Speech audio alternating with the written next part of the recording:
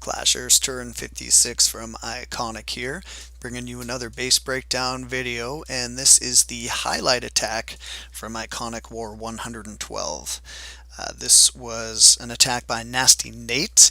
Great attack for 3 stars. This was the attack that the members of iKonik voted for as the highlight attack. So I'm going to break this down for you, show you how he was able to make this work. Nate brought his signature style on this base, and that is a gowiwiho. It's a gowiwi army with back-end hogs. And this is a good base for that. Big open chambers, lots of room for the golems to progress through and be constantly moving forward. With any golem-based attack, momentum and forward motion is huge for these golems.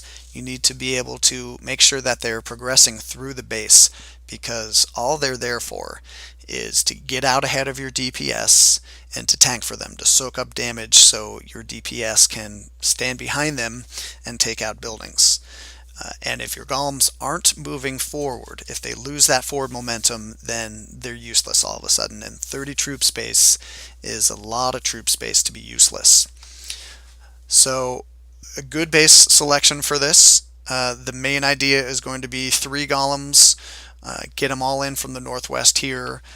One will kind of drift down this outside corridor, another will drift down this outside corridor, and then a third will go down the middle, and then there'll be DPS on each side following them up.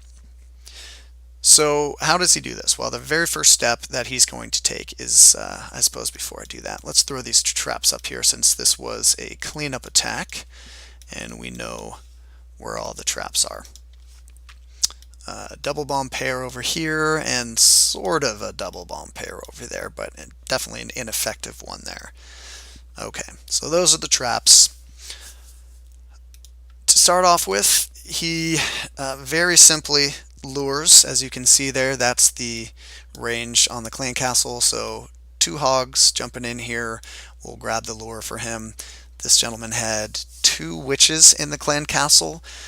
So it was a very, very quick and easy lure. He didn't need those hogs to last very long for them to be effective. At that point, he's going to bring them over here where his kill squad is. He's going to have his archer queen over here. He'll have 2 witches, and I believe he has 1 wizard as well. And I like what he does over here. He drops them very early on. Instead of just an archer to anchor, waiting for these troops to get over here and then dropping his kill squad, he drops these guys almost right away. Because look at what he has right in front of him.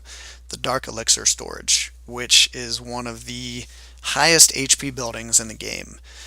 And the issue that you're going to have if you drop your kill squad in front of a high HP building is it's easy to get distracted by that building.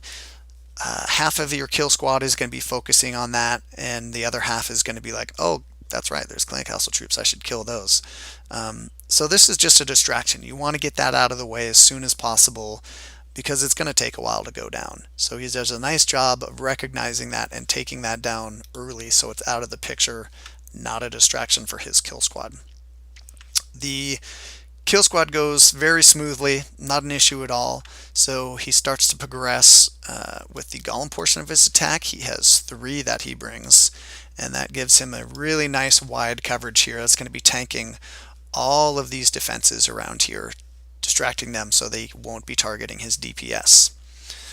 This one goes down first, and he uses a couple wall breakers from an angle to break open that wall right there.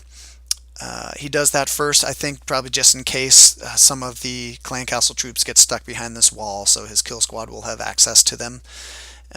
And then shortly thereafter he breaks open walls over here as well.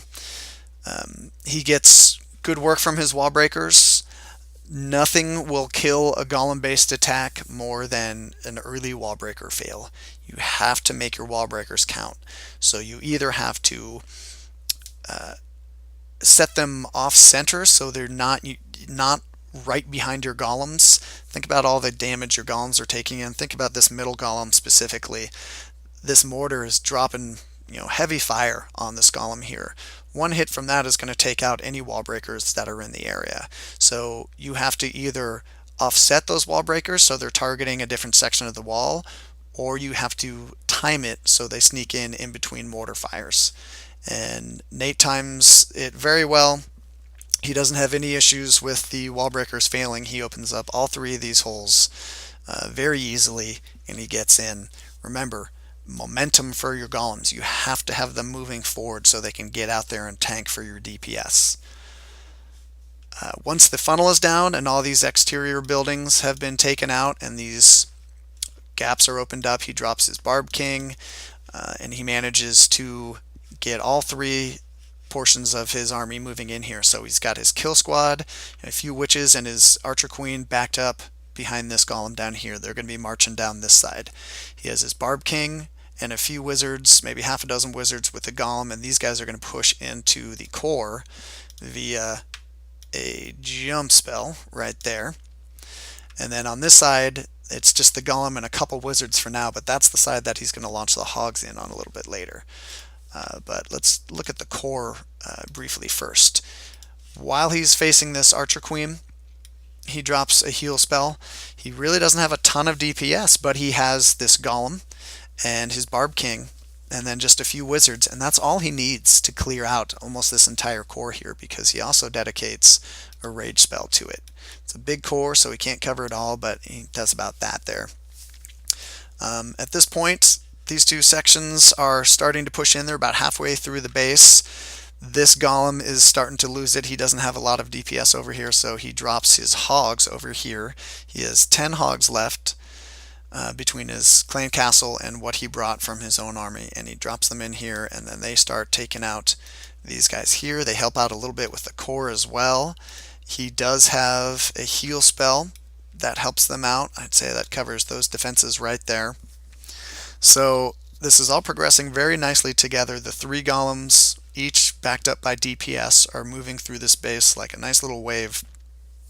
And it gets down right towards the end here. It does start to sputter out, but he has just enough DPS remaining, and they push all the way through this base here as his Archer Queen and the last few wizards and the last little bit of DPS pushes all the way to the back end here for a nice 3-star. So let's go ahead and clear out all these little scribbles here, and we'll take a look at the replay and watch how Nate was able to make this happen. So very easy clan castle lure to start this off. 2 witches in a clan castle makes it go so quickly. So the wizard goes down, a couple witches, and the Archer Queen, and that's going to be all he needs to take out the kill squad. I love the early drop there on the golem too, progressing quickly. There's no need to wait for the clan castle troops to all be killed before you move on to the next step, because you know that's under wrap. You know they're going to go down to his kill squad. And here come the rest of the golems. Nice offset wall breakers on the north corner there. And up top, that mortar was distracted, so it wasn't even targeting him. Barb King is going to come in and back up that center golem, and the jump spell is going to get them right in there to the queen. She's going to go down very quickly. The king's going to go down as well, and that's going to leave that core wide open with just those 2 expos are the only thing that can do damage in there. And here come the hogs in on that north quarter there. That golem was starting to stall out a little bit. He's got that 1 heal spell for those hogs that are going to be up there helping out kind of partially in the core, partially in that second circle.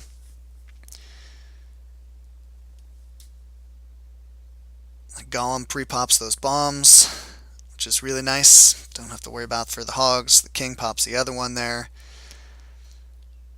And as you can see, they're all just moving very evenly through the space here, and that was a nice part of why this worked out. He still has his queen's ability down there in the south corner as that cannon starts to target him, which is huge, because the later you save your queen's ability for, the more effective it is, in my opinion. And he still has that golem in the core too. It stopped moving forward, but it's still within range of that cannon, so it's tanking for him. That's great. And this may be the smartest I've ever seen an Archer Queen be. She has chosen the right target almost every single time. Watch this. She'll take down this army camp, and instead of targeting the other army camp, she goes right to that cannon. uh, they're normally much dumber than that. And just the last few little bits of garbage buildings to clean up here. It came down to pretty much just his archer queen and that golem that was doing a little bit of tanking for him. But a great way to take down this base. It was a really tough base that had been attacked before, and Nate was the one who was able to crack it for 3 stars. So awesome job, Nate. So there you go, guys. That was the highlight attack from iKonik War 112 by Nasty Nate. I hope you liked it. Until next time, this is Turn 56 saying keep on clashing.